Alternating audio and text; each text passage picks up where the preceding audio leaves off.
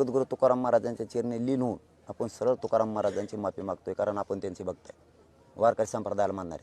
याच्या पुढचे आरोप हे ट्रॅप मराठा समाजाला मिळू नये. त्यांना वाटत होतं ह्या प्रक्रियेत जर आपण राहिलो तर याचं क्रेडिट मराठ्यांना मिळण्याऐवजी याला मिळेल. मी एकदा सांगा मला क्रेडिट घेतलेलं, मी सांगितलेलं जनतेला क्रेडिट मिळालं पाहिजे, त्यांना 2-4 जणांना मिळवायचं असं म्हणून ते मध्ये आले नाही. व्याख्या त्यांनीच दिलेली, मग ते व्याख्याची अंमलबजावणी करायला कोण येणार रे? त्याचा मराठा समाजावर काही परिणाम होईल असं तुम्हाला वाटतं? समाजाने ठरवायचं. मी नाही, समाज जर मला उद्या बाजू सरक म्हणला एका मिनिटात बाजूला येतो, मला मोहच नाही कसलाच. परंतु एकच गोष्ट लक्षात ठेवा, तुम्ही जगद्गुरू तुकाराम महाराजाच्या आड दडून मराठ्यांचा वाटोळा करायच्या नादात पडू नका. जगद्गुरू तुकाराम महाराजांच्या आड लपून तुम्ही आंदोलन संपवायचा प्रयत्न करू नका. तुम्हाला जे जे सरकारकडून मिळवायचं होतं ते मी मिळवून दिलं नाही, म्हणून तुकाराम महाराजांच्या आड दडू नका आणि आड दडून माझ्यावर आरोप करू नका, हे लक्षात ठेवा. हो, हे पाप तुम्हाला लय भयंकर फेडायला लागणार. त्याच्यामुळं त्या भानगडीत या ट्रॅपच्या नादात सरकारला वाचिनात जगद्गुरू तुकाराम महाराजांच्या बद्दलचे माझे विनाकारण तिसरे शब्द लावून महाराजांची ही बदनामी होईल, समाजाची बदनामी होईल असं करू नका. कारण त्यांना खुश करण्यासाठी आम्हाला माहिती आहे सरकारचा ट्रॅप आहे. असे 10-15 जण आहेत, मी त्याच वेळेस सांगितलं त्यातला पहिला बाहेर निघा. संधी नव्हती, त्याला पाणी पाजायचं होतं वाटतं माया त्याच्या हाताने, मला त्याला मोठं व्हायचं होतं. आणि मोठं होऊन मग त्यांना त्यातून आम्ही हे केलं, आम्ही मिळविलं, आम्ही बरोबर मॅनेज करतो. मग आता आम्हाला काय असे हात पसरायचे असतील मराठ्या जीवावर. त्यांना 2-3 जण आहेत त्याच्या संघ, 2-3 जण आहेत त्याच्यात, कारण ते बच्चू भाऊ संघ यायचा. मग त्यांना काहीच मिळालं नसेल याच्यात. त्याची माफी मागितली होती फोनवर, म्हणून ते त्या दिवशी आले होते असं म्हणणं आहे. मी काय मग कोणाची माफी मागितली मी त्याची? त्याला बोलत सुद्धा नाही मी. तू केवढ्या कवडीची किमतीच आहे ती, बोलत सुद्धा नाही. तो काय महाराज आहे, असला महाराज असतो काय? मग ज्याच्या पुढं नाव आहे त्या महाराजाची वाक्यरचना बघ. तू काय याचा महाराज आहे, बांधावून उठला आणि महाराज झाला हाकता. तू काय याचा महाराज आहे? त्यांनी काही नावं घेतली तर वामन वाळेकर, परशुराम खुने, रवी पाटील आणि आणखी 4 जणांची घरं बरबाद केली. ट्रॅप कशाला म्हणते तो दादा? असं काय करता? मी तुम्हाला खवळ्याला शोधून काढणार, असं काय करता? ट्रॅप कशाला म्हणतात? मग मी कसा बदनाम होईल? मग मी मराठ्यांपासून कसा तुटून? मग आणि त्यांना त्यांच्या हाताने द्यायचंय. त्यांना मराठ्यांचा काय व्हायचं असेल, त्यांना मराठ्यांचं काहीतरी व्हायचंय.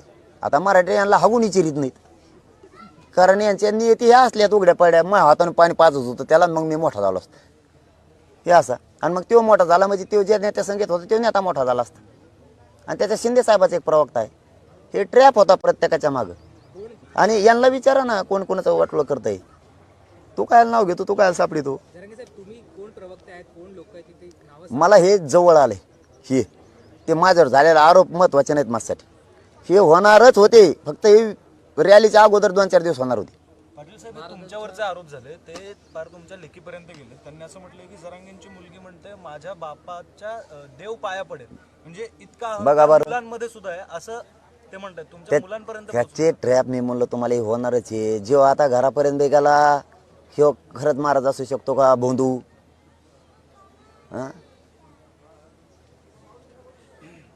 लोकांची खाजून खाणारे लोक, हे काय आता बाबा? मग महाराजांच्या नावाखाली राजकारण करणार असं वाटतं का तुम्हाला? खाजून खाणारा लोक त्यांचं महाराज नाही असला. मग आपण कसं 1 मिनिटात शब्द काढला तुम्ही किती लगेच काना धरले जगद्गुरूंच्या बद्दल.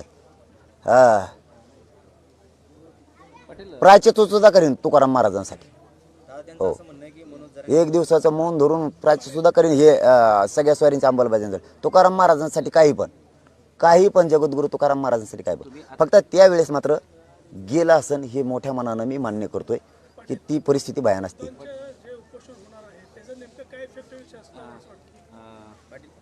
आतापर्यंत तुम्ही भाषणात असं म्हणाले की या सगळ्या आंदोलनाच्या प्रक्रियेत 5.5-6 महिन्यामध्ये अनेक असे ट्रॅपवाले आले गेले, निघून गेले, आणखी काही जणांची नावं गेल्या 2 दिवसांपासून वगैरे वगैरे तुम्ही सांगितलं. हे सगळं सरकारच्या वतीनं सरकार या 5 महिन्यातला 5.5 महिन्यातला सरकार जे गप बसले हे बी गप बसले होते. यांच्या मागं कोण नेते येतं मंत्री हे मला माहीत झालं होतं. हे बी गप बसले होते. पण आता माझ्याकडून त्या दिवशी चिडचिडीत राग त्याच्यावरती नाराजी व्यक्त केली, त्याच्यात ते शब्द निघून गेले. जगद्गुरू तुकाराम महाराजांचे आडून यांनी सुरू केलं, नाही तर यांच्यातही हिंमत नव्हती, यांच्यात नव्हती. कारण यांना मराठ्यांच्या जीवावर कसं मोठं व्हायचं, मध्यस्थी कशी करायची, म्हणून मी प्रत्येकाला म्हणत होतो तुम्हाला मध्यस्थी करायची नाही, नीट करायची. हां, तुमचा स्वार्थ ठेवून नाही करा. त्यामुळे ते प्रश्नच विचारू नका. जो मूळ होता एक महाराजांबद्दलचा, ते आमच्या जगाचे श्रेष्ठ संत आहेत. त्यांच्याबद्दल म्हणून ते ऐकायला तयार आहे. बाकीचा ट्रॅप आहे, याला बोंबल म्हणा, या बोंबल. आंदोलनाच्या काळामध्ये अधिवेशन सुद्धा आहे. या काळामध्ये अधिवेशन कायद्याचं ज्ञान नाही माझ्याकडे काय आला? मला कायद्याचं ज्ञान नाही ना. तू आणि आता माझ्याकडे काय आलं? येड गेलत होता.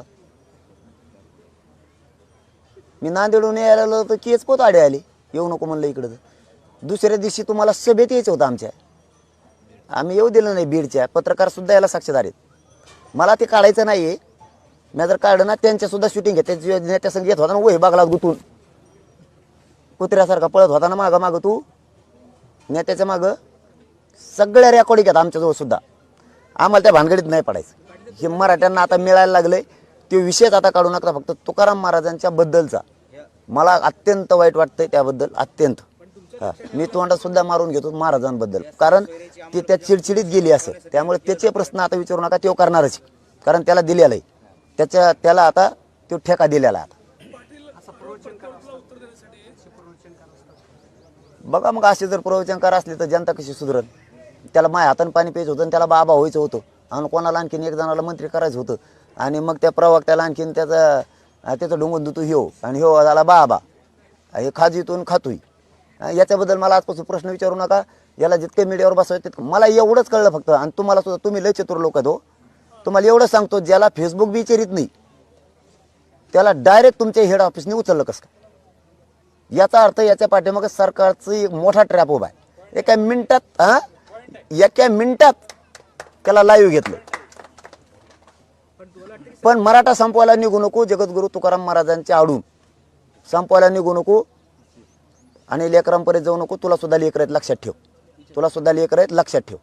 हा, मुख्य आता म्हणलं सरकार, मी सरळ सांगितलं ना. अरे सरकार, मुख्यमंत्री सुद्धा एक प्रवक्ता आहे त्याच्यात.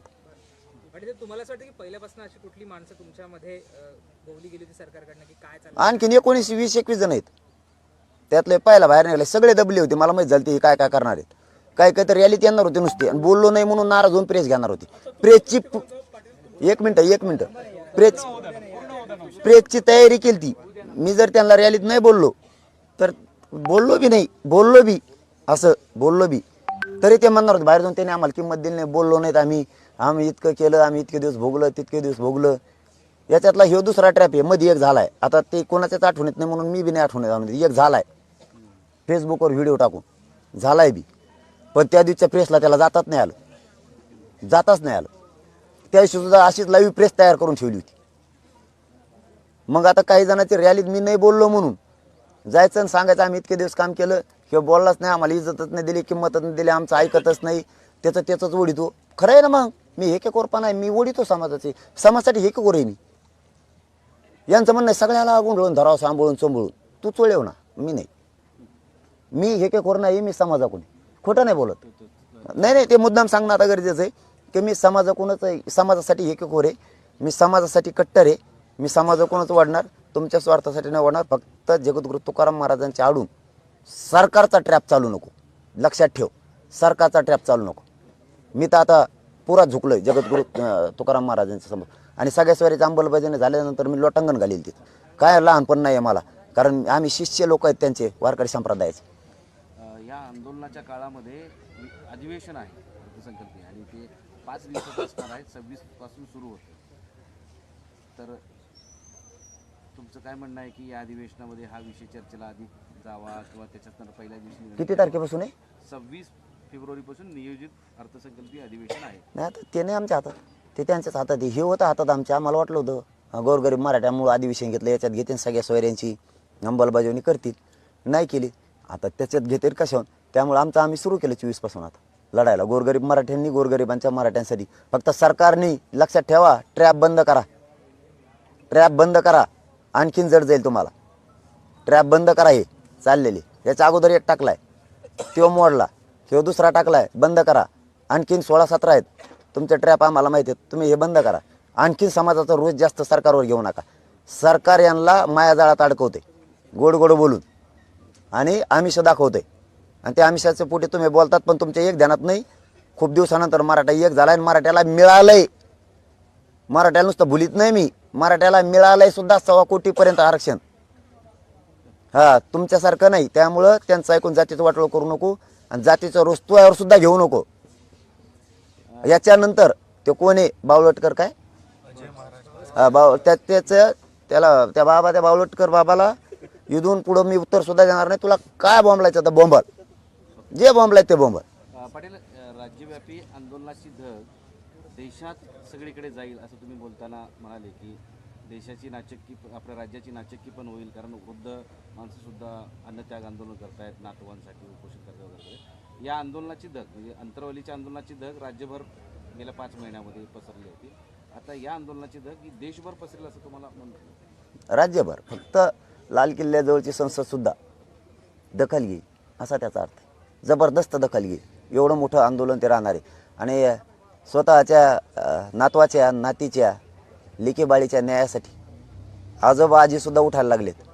हे सरकारनं समजून घ्यावं. त्यांच्या आईबापाच्या वयात आहे आणि ते समजून घेऊन हे पुढं काम करावं आणि सरकारने ट्रॅप बंद करावेत, थांबवायचे सांगावेत. नसता याला वेगळं वळण लागू शकतं. याचा अर्थ असा आहे की लाल किल्ल्याच्या जवळ म्हणजे पंतप्रधान सुद्धा या आंदोलनाची दखल घेतील असा तुम्हाला आशावाद आहे का? हो, घ्यावंच लागल. सरकारला सांगतील ते सगळ्या स्वारीची अंमलबजावणी करा. एक तर केली 10%ची, कशाला अर्धवट दिलं? पूर्णच द्यायचं तर त्यांच्याच फायद्याचं आहे. म्हणून माता माऊली बसालेत. प्रत्येक शब्दाला सांगतो पुन्हा पुन्हा, सरकारने ट्रॅप बंद करा. याच्यापेक्षा आणखीन जड जाईल. हळूहळू एक एक माणूस पुढं घालताय तुम्ही. म्हणजे तुम्हाला हे आंदोलन जोवर सुरू आहे तोवर एक एक माणूस पुरवायचा आहे. पहिला टाकायला गेला तुम्ही फेल गेला, दुसरा टाकायला गेला तो फेल गेला, हे तिसरा आहे. आता मीडियाचं व्यासपीठ उभा करून दिलंय. आणखीन 16-17 राहिलेत, ही तिसरा आहे. आता लोकसभा निवडणूक काही दिवसांवर येऊन ठेपलेली आहे आणि त्याच काळात आंदोलनाची ही धग सुरू होईल. तर त्या लोकसभा निवडणुकीत याचे परिणाम दिसतील का? नाही, निवडणुकीच्या बद्दल नाही बोलत आम्ही आज सगळ्या स्वारीच्या अंमलबजावणीच्या बद्दल. आणि ती अंमलबजावणी घेतल्याशिवाय थांबत नाही. पुन्हा प्रत्येक प्रश्नाच्या उत्तराला आजचे दिवस सरकारने ट्रॅप बंद करायचा, ते थांबवायचे. आणि त्याच्या मागे जे सरकारचे लोक उभा राहिलेत, प्रवक्ते, माजी मंत्री, यांनी थांबवा. तुमचं नाव घेऊ शकतो मग मी याच्यात. जितके दिवस सहन होईल तितके दिवस घेईल. हे ज्याच्या मागं बगलात गुतून पळत होता त्यांचं सुद्धा नाव घेईल. मग असं पळायचं. म्हणजे याचा अर्थ असं महाराष्ट्रातील मराठ्यांनी घ्यायचा का की असा जर ट्रॅप मराठ्यांना सरळ सांगतो, यांनी प्रश्न विचारला म्हणून मला या आंदोलनातून बाजूला काढायचं आहे. मराठ्यांना मिळून द्यायचं नाही. मराठ्यांचं वाटलं 10%वरच करायचं यांना, म्हणून हे ट्रॅप काढले. सगळीकून सगळे भिडणार आहेत आता मला बाजूला काढायसाठी. बघा, मराठ्यांना सांगतो आणि चॅनलच्या माध्यमात सांगतो, मला बाजूला काढायसाठी. कारण यांना इमानदार आंदोलक नको आहे. पैसे फिशे पदं घेऊन फुटणारा पाहिजे. मला यांना असा आरोप करून बाजूला सारखवायचे. असे हे सगळीकून सगळे भिडविणार आहेत ते. आणि मला बदनाम करून बाजूला काढलं की यांना 10%वरच मराठ्याला गुंतवायचंय. एकदा निवडणूक झाली की ते बी खड्ड्यात जाईन आरक्षण. मराठ्यांचं पुन्हा वाटलं. कारण ह्यो विषय आता तर कायमचा संपवायला लागलो मी सगळ्या स्वाऱ्याच्या माध्यमातून. आणि ह्यो संपू द्यायचा नाही. आणि संपू द्यायचा असला तर आमचं ऐक, असं म्हणणं आहे त्यांचं. आमचं ऐक, आम्हाला घेऊन चल. आम्ही म्हणतो त्या संघ बैठक कर. आम्ही म्हणतो मुख्यमंत्र्यांचं ऐक किंवा सरकारचं ऐक, असा ट्रॅप येऊ. आणि मग मी ते म्हणते तसं नाही ऐकत. या परिस्थितीत मला मय व्याख्या पाहिजे सगळ्या स्वाऱ्यांची. या परिस्थितीत त्यांना यात यश मिळेल का? ते मराठी ठरविणार. आणि मी जर खोटे जगद्गुरू तुकाराम महाराजांची माफी मागत असले तर ते मी भोगील, नसतं ते भोगीतील. फक्त त्यांच्या आडून चाळे नाही करायचे. मराठ्यांना बरबाद करायचे. सरकारचं ऐकून चाळे नाही करायचे. कोणाच्या मागं कोण आहे सगळ्याला माहिती. तुझ्याबद्दलचं इथून पुढे एकही उत्तर देणार नाही. तुला ज्या शब्दात बोलायचं त्या शब्दात बोल. आणि ते काय बोलला आता मी काय ऐकलं नाही, पण आता पुरं ऐकतो. याच्यानंतर उत्तर नाही त्याला. महाराजांबद्दल एवढी उत्तरं मिळाली. महाराजांचं नाव नसतं घेतलं तुला एवढी उत्तरं नसती मिळाली. हां, कारण मराठ्याच्या नजरेत तुला किंमतच नाही. चलो, धन्यवाद.